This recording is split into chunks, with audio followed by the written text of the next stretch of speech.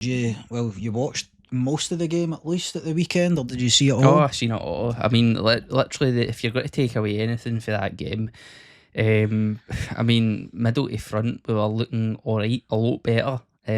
But if we go into this new season with a defence in that state, we can pretty much hand the title over. But as well, hand the title over What was the already. starting defence again? Tavernier, It was Tavernier, was it Shooter, Davies, and Davies. then Ridvan. No, Ridvan, come on, Hefty. And then Ridvan come on.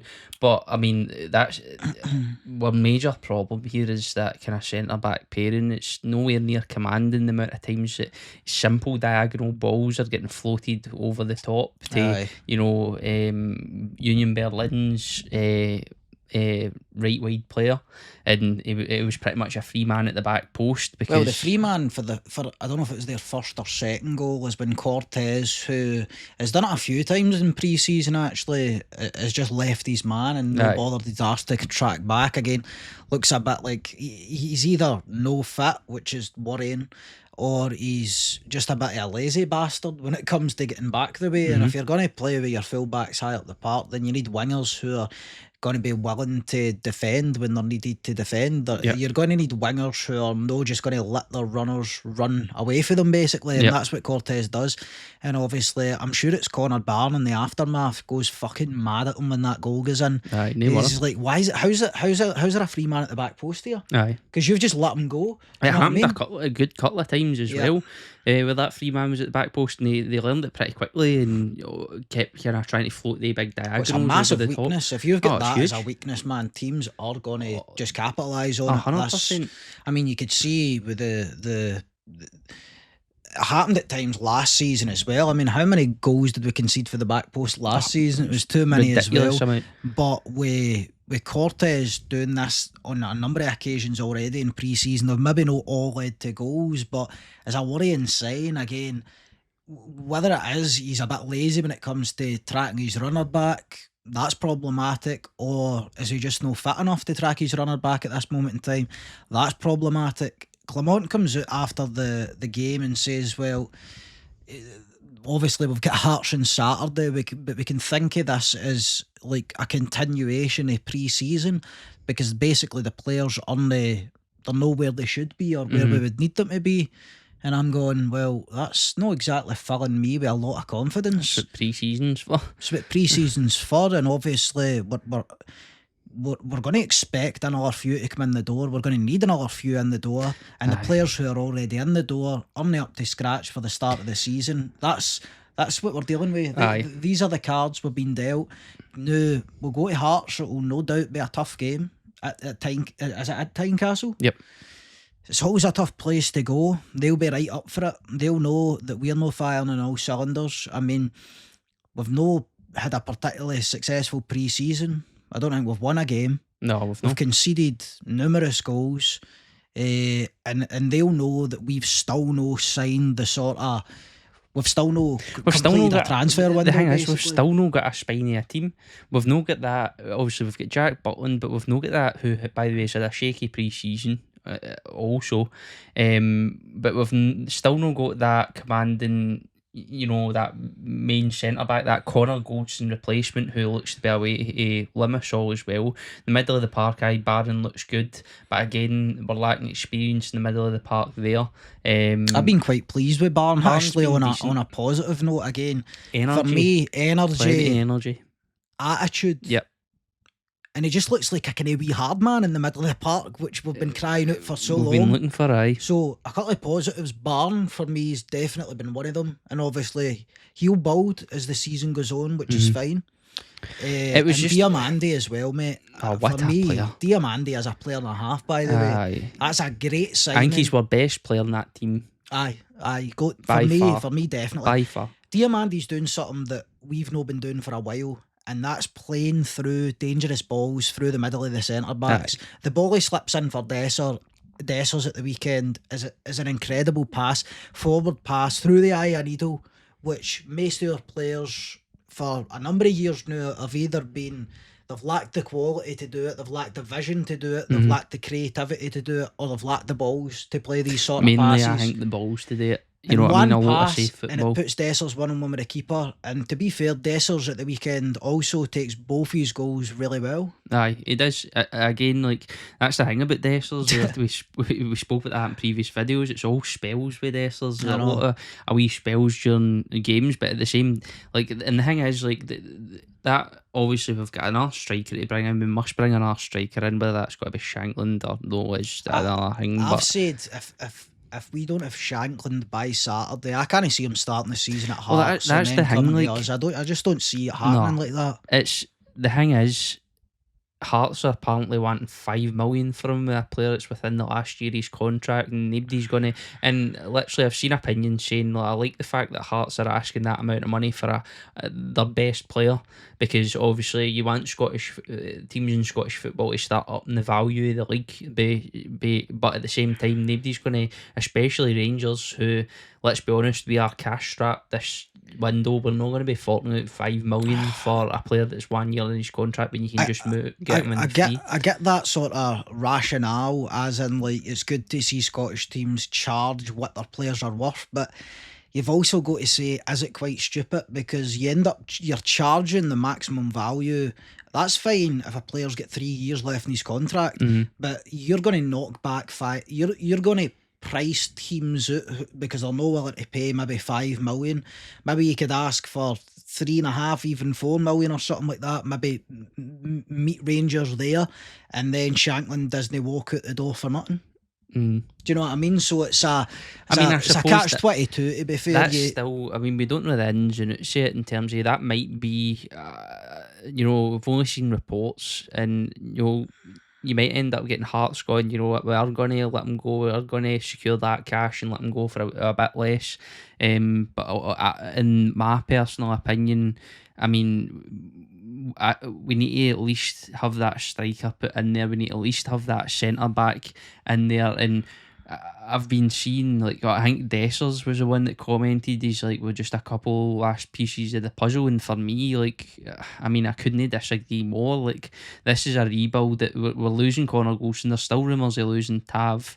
We've got the likes of, if Scott Wright leaves, who I can fully see next season as well. Then we've got backup to we've got a right winger and the backup to the right winger. The thing that's concerning regarding Scott Wright is that Scott Wright's went. I mean, we're talking about a rebuild, and Scott Wright's went from being a bench player who's hardly kicking a ball to being a starting 11. Aye. So that's an automatic downgrade, and it's no. I mean, we've got that Cherney in as well, which is, decent, but again, like, it still leaves a lot. When's he going to be ready desired. to go as well? Do you know what I mean? How Who did fit you is put he him going to with, be? like- And this will be his first full week at training probably. Because I'm going well. to say it the new Matondo for me just isn't cutting it. I've made my mind up in Matondo as well, Isn't mate. it? I asked you last season whether he was a league winning winger. Try and say that. And I was like, I thought he was, to be honest, but nah. For me, I don't think Matondo's the answer. Again, he's a got his player uses. who would be good as a sub to bring on when legs in the opposition are starting to get Well, a tired. wee bit of pace. Change the pace. Come on as a good sub player, a good player off the bench. But for me, I don't even think you get the duration of a season out of Matondo. I think he'd be too injury prone. He's too lightweight. Sometimes he's too quick for his own good. Yep. We need to certainly strengthen that areas. But you've got Cortez there.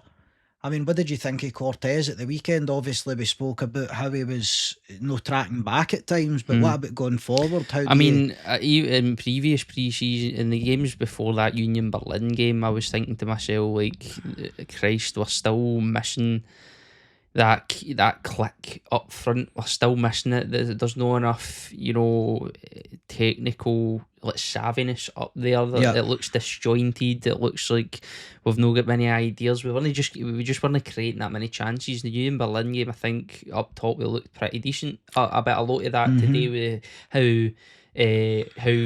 the likes of Diamande performed, Barron when he come on, they midfield players, but I still think there's so much more firepower we need up top. And I don't know about obviously Cortez is, we've seen glimpses of him. We didn't want to take that I know gamble in case it's of hard to injury. make a real judgment on Cortez, obviously, Aye. because you've only really seen him through the pre-season, and the pre-season, as much as it is important, it's no a Champions League qualifier. No. It's no a game matters. in the league at Tynecastle against Hearts. It's just no, and you're never going to get. And remember, the players are being run into the ground, or at least you would imagine they're being run into the ground during training. Although they're playing pre-season games, it's no as if the players are treating these games like they would in the league when the season starts, and they're recovering maximally between games. So all of these games, they've never been as fresh as they'll be for game to game when the season actually starts. Yeah. But I would say my concerns in the middle of the park have been a bit alleviated a bit, because I thought Barn, Diamande and Tom Lawrence could be a good wee trio.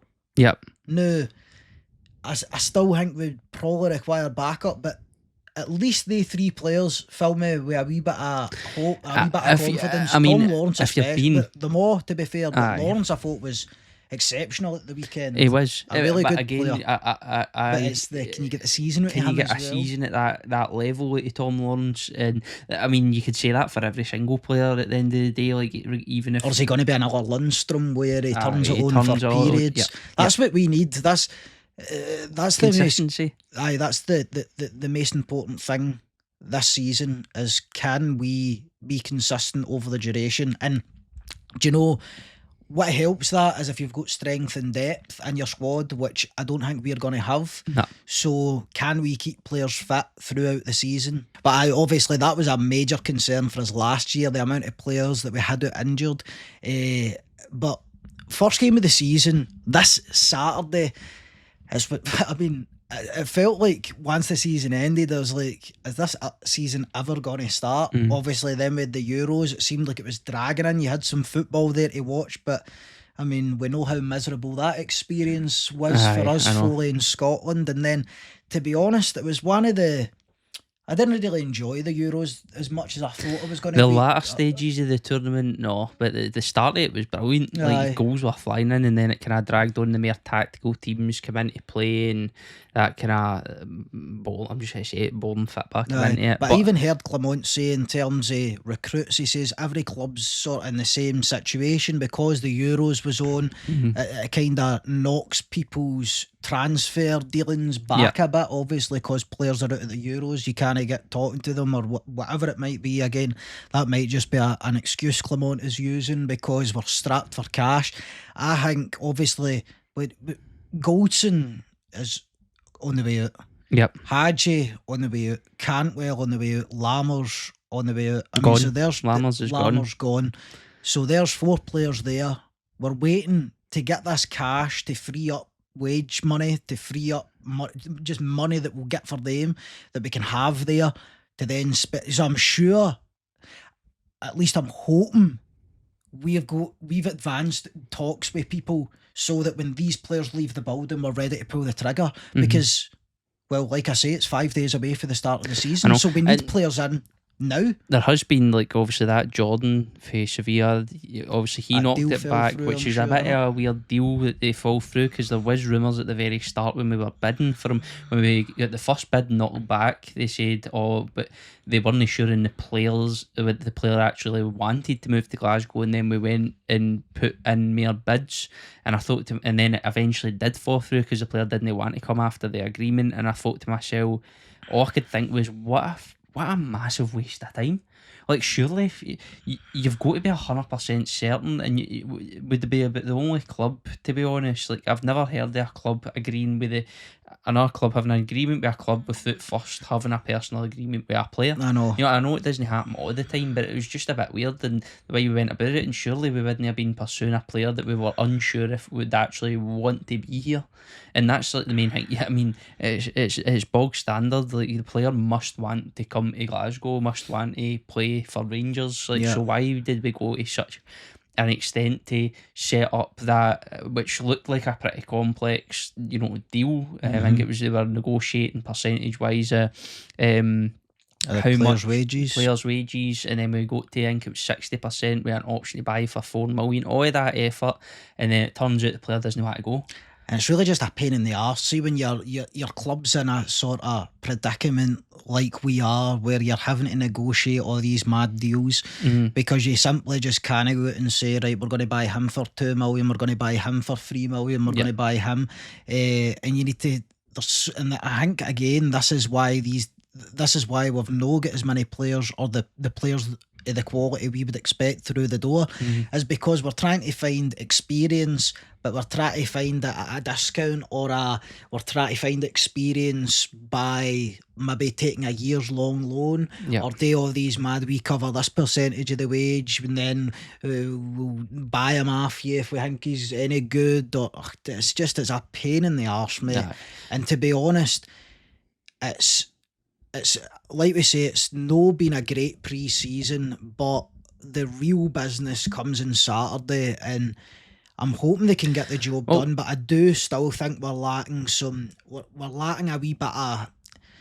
I don't think I want to say character now. I don't think that's the right stability. word. Like stability, it just seems so. I just look at that team and I think, and I hate to say it, man, but a decent European side or even a decent Celtic side could probably run over the top of this team, definitely. or at least the majority of players. Birmingham running over the top-ish. I know. I maybe look at team running over the top-ish. I look at maybe Jack Butland. I look at Barn. Like I say, he gives me a lot of hope now. He might not be fucking. He might not be Frank Lampard or Steven Gerrard or Ronaldinho or whoever, but it's the attitude of the boy. Yep. That's what I asked for. I asked for somebody who knows the league. Mm-hmm. Who'll roll up his sleeves, who'll get tore in. And for me, that's what I think Barnes going to bring.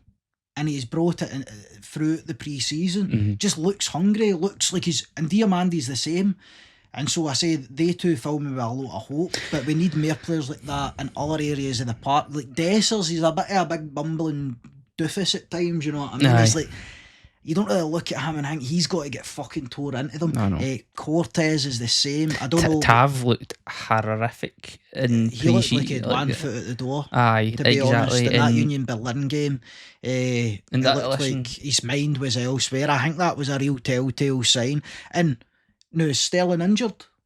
I don't think I think it was a precaution, that wee muscle thing that was a precaution. But let's be honest, to see who starts at right back on Saturday then. I know. Well, I'll be massively worried if it's fucking Tav, put it that way. Like if Sterling's not available for that game on Saturday, I'll start to be massively worried. My concern has actually moved from the midfield to the defence, and I'm pretty sure that's the consensus among Rangers fans. The thing is, it moves a bit all the time, because no matter what position you look at, you apart from that kind of midfield, and even still you could bolster that up. You go, oh, the big concern's right back. Oh, the big concern's actually, no, it's a centre back. Oh wait, no, it's a striker. You're like, there's so many gaps. The centre back pairing is a big concern for me. Oh, huge concern. I mean, the Suter Davis pairing. Can't have it. It's just not, mate. I'm not going to lie, and I know he's a fair age and he's on a rolling contract now, but Balogun for me is the best defender we've got at the club. 100%, and even then you don't know if there's a highly likelihood you'll not get the full season at him either. And that's what Clement said after the game as well. He says, because the journalist was asking him, like, he sort of made you, is this you basically made your mind up for your starting 11, the Hearts game? And Clement was like, I'm getting there, it'll depend on this week's training, but also it'll be different for the game after that and the game after that. And that's what we spoke about this at the start of last season under Bale, mate.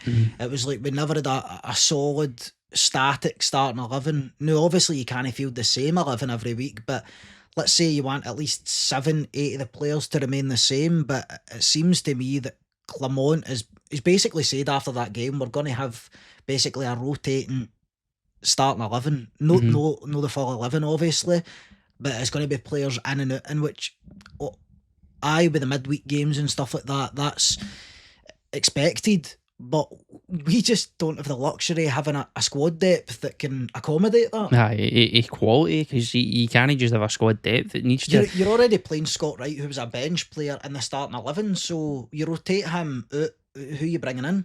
Aye. I mean, well, McCausland's there as well, but it seems like McCausland's down the pecking order now as well. Do you know, I've not seen I'd a be huge amount surprised. of him in pre-season. I'd be surprised if I'd be really surprised. He can't be Clement's first pick for right winger. So Cherny, he's a right winger, isn't he? Aye. So again, it's probably got to take him at least a fortnight. You would imagine to get up to speed and to even be in Clement's mind for getting a starting position. So it looks like we're going to go to Tynecastle with Scott Wright at right wing. And for me, it's can he says everything, to be honest. This is the guy who was almost at the door, and I'm giving him a lot of flack, and it's no personal, do you know what I mean? It's more like I'm frustrated at the club and frustrated at the incomings and outgoings. State we've managed to work ourselves into. I mean, listen, we knew it was going to be a state. We knew in January that even when Clement came in the door, he inherited an unbelievably bad hand, like and inherited a squad that was completely narrowed. Like, we built a squad playing a narrow formation with players that were on overinflated wages that just weren't of the quality or weren't going to settle at Rangers. And I mean, his hands have been completely tied. Here another one as well that I've heard people speak about in the pre-season. I've heard a few folk go like that. I still don't know what Clement's actually trying to do with the team. Like, I don't know what sort of style he's trying to play. It's a hard Have one. Have you managed to work it out yet? At the same time, like, you've got I mean, he's at the stage now through that pre-season where he's actively ripping the squad's getting ripped apart. The problem isn't we're getting rid of Deadwood. The problem's just quickly shifting to fucking hell, we need to get players in. Like, and how? And what am I going to do with the players that I've got at my disposal? Like, how do you go about building an identity when half the squad's made up of players that you're expecting to leave? I know. You know what I mean? What do you do? Like, do you just go for fitness and keep folks' legs going? And then that might be why he says, like, the Hearts game is going to be like a pre-season game, because he's maybe hoping the rest of the transfer window will bring in who I want to bring in, and then the work will start for there. And to be honest, that might just be the unfortunate position that we've found ourselves in. It's a shite position to be in as a club. As I mean, you've got somebody like Cantwell requesting leave for Glasgow Rangers, so he's willing to go and train with the B team because he doesn't want to be here. Now, that says as much about the club and the sort of environment at the club now, but it also says a lot about Cantwell, because for me, that's just the sort of cowardice that we've seen for Cantwell in his time at Rangers. Cantwell doesn't have the cojones to play at this club. He never showed up for one Old Firm. It was all talk, no action at the end of the day. I done some good things, be hard naughty in a season or two at a club, do you know what I mean? But for me, he let himself down majorly and he couldn't handle it, and ultimately that's why he's requested that he leave. And who's going to take him? I don't think there'll be folk biting Rangers' hands off for Todd Cantwell at the end of the day, but down at the Championship or League One or something. He'll probably end up floating about the Championship. Like, Cardiff were in, but that rumour kind of fizzled away. He'll end up going eventually. There's absolutely zero chance that Todd Cantwell starts for Rangers at the start of this season. No way. Zero chance. After the worst case scenario though is he doesn't go out the door and he's playing with the B team for the season. On the wages. I know. Do you know Which what could I mean? happen. Could happen. Oh, it could happen. I mean, wouldn't surprise me actually if it happened. This is the sort of farce I'm expecting. 100%. But it's I mean, we've got how many days? We've got 6 days? 5 days. 5 days to the start to the Hearts game. We've got, I don't even know, maybe even less days to the Champions League registration window. I think it's something like 2 or 3 days. 2 or 3 days. We're probably going to have to register players for that. I'd be surprised if we don't get at least one extra in who Clement's expecting to feature in these Champions League qualifiers. I mean, it's not looking promising, but like, you'd like to, maybe that hopeful party that thinks like we'll get a couple of folk in before the obviously that registration window's up. But I can almost guarantee, my prediction is that now Scott Wright is registered. Oh, that's a given. I mean, I think he has to be, whether he's going to be a starter, whether he's going to be a starter or no. Tav will get registered. Another thing, you register Tav and then he ends up at, what's your thoughts on Tav? Do you think he's staying now? Do you think he would have been? Do you think he'd have been out the door by now if he was going? I think not necessarily. I think he'd have been gone by now, because I think he maybe will be holding out for a Saudi offer. It might not just be a project that he's wanting to get involved in yet. But we're running a fine line between, sending Tav out, getting the money for him, or like ending up having to keep Tav when he's in. You're in that mentality. I thought he was going, basically. See, when you get into that mentality, you think you're going. And many players have you seen get into that mentality and try to snap back? Well, I think that's what looked like was going on with Tav at the weekend. It looked like he was. Maybe it was just he's not played much, obviously, or he's still on holiday mode or something. Obviously, he had a knock supposedly as well, but to me, it almost looked like he had one foot at the door at the weekend. Just looked a bit flat. Just didn't look up for it at all. But again, another worrying thing with Tav is that you could start Tav, he could play against Tarts, he could play the next game, and then he could be off. Aye. And then you're slotting in a decent replacement in Sterling, but again, you're slotting him in for like the old firm's only 4 games into the season or something like that. So then what if Sterling gets injured? I know there's not a lot of time to prepare at Who's all. got a right? Like King's maybe the only other. Well, if Tav goes, you're down to Sterling at right back with an academy prospect. Somebody who's just come out of the academy more or less to possibly play back up to Sterling, and that's never a good situation either, because you want to have strong competition for these positions, because you see what happened to Barisic over the years when he realised this is my position. I don't. And then Ridvan came in the building and automatically nudged Barisic out. Do you know what I mean?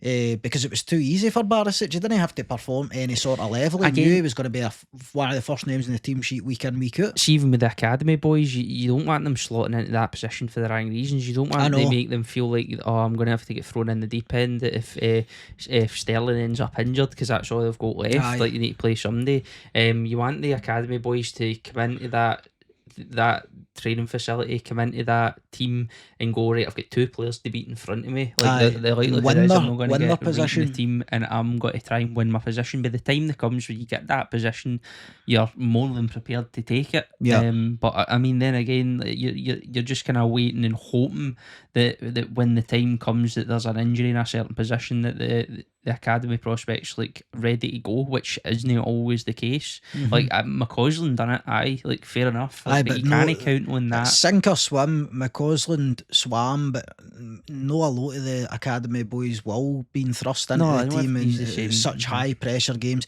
straight into the European nice and old firms, halfway through a season. Do you know what I mean?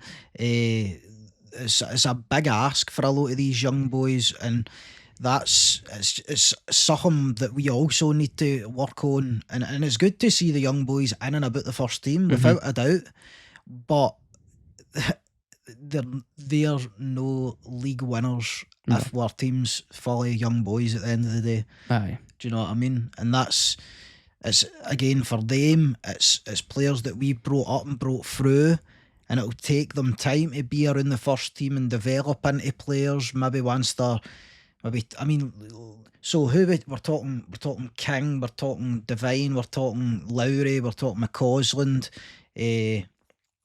Lowry for me as well at times, you could really just see that just a young boy, just raw, just no the sort of standard that you would need, no the depth that you want on the bench at the end of the day, and that's just how it should be at Rangers. Do you know what I mean?